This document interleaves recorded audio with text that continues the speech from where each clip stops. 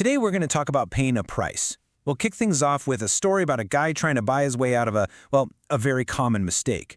And then we're going to shift to a much bigger question. What happens when you've wasted something you can never, ever get back?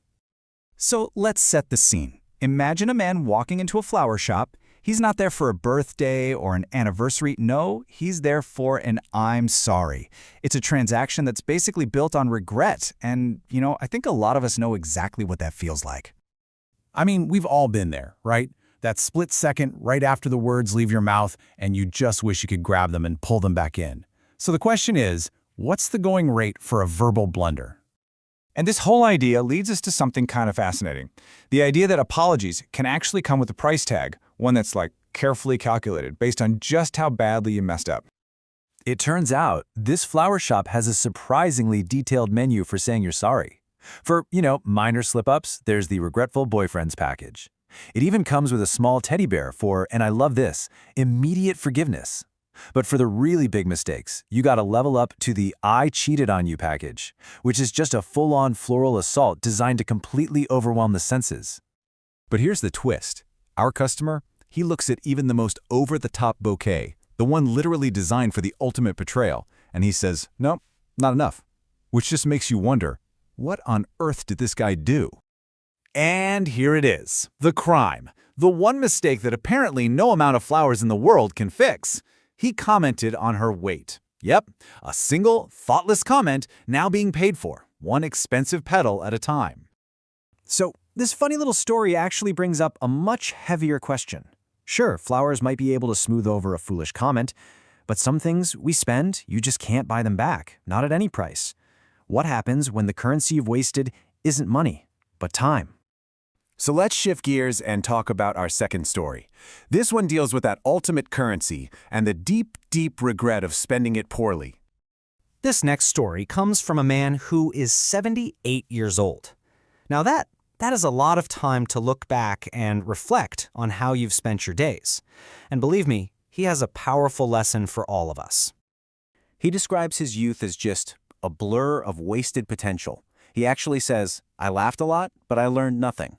Day after day was just spent on easy distractions, with zero thought for the future. He was spending his time with absolutely nothing to show for it. And then, a visit from his uncle changed everything. There was no big speech, no long lecture, just 4 simple words that cut through all the noise like a thunderclap. Don't waste your time. That one sentence, that was the spark. It didn't trigger some massive overnight transformation or anything, but it did ignite a simple plan. A plan to take back his time, day by day. And this was his plan. It wasn't some grand, complicated scheme. It was just 3 small, manageable habits. 1, wake up early. 2, read at least 1 page. And 3, write down 1 idea. That's it. So simple, so accessible, but so powerful. And you can see the results right here on this timeline. He went from a life of just wasted days to a life of meaning. Those small, daily investments in himself, they compounded over time. As he puts it, my time has meaning. I feel strong. He didn't become a millionaire or famous. He became someone he was proud to be. So all of this brings the lesson directly to us, right now. Both stories are about spending something valuable, but one asset stands completely apart from all the others. This is the truth that underpins everything we're talking about. Time is the one asset you are given that you can never get back. Every single second that ticks by is gone forever. I mean, your bank account can go up and down, but your time account, it only ever goes in one direction, down.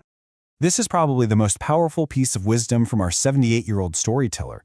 It's such a simple comparison, but it's incredibly profound. We stress so much about money, which a lot of the time can be recovered, but we are so careless with our time, which is absolutely irreplaceable. And that leaves us with this final question. Every single day, you are spending this priceless currency.